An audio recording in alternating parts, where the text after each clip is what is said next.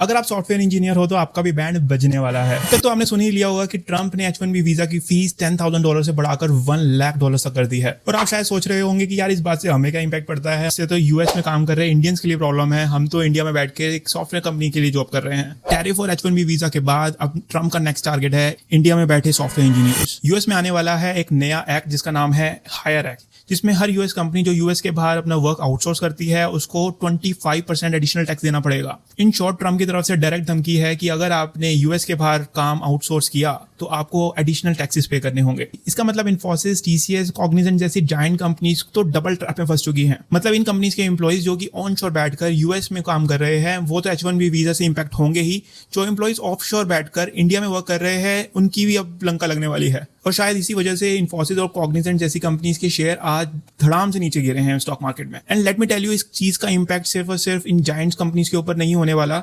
India में 90% of the software companies directly और indirectly US companies को ही सर्विसेज देती हैं। हाल फिलहाल में अगर आप सिनेरियो को ऑब्जर्व करो तो अगर आप चाहे इंडिया में बैठ के सर्विसेज दो, अगर आप यूएस में बैठ के सर्विसेज दो, या आप इंडिया में बैठकर गुड्स को एक्सपोर्ट करो, सारी ही सिचुएशन के अंदर ट्रंप ने इंडिया के ऊपर डायरेक्टली और इनडायरेक्टली रेस्ट्रिक्शंस लगाने की कोशिश करी है। शेयर इट विद समवन जिसके लिए ये इन्फॉर्मेशन जानना बहुत जरूरी है।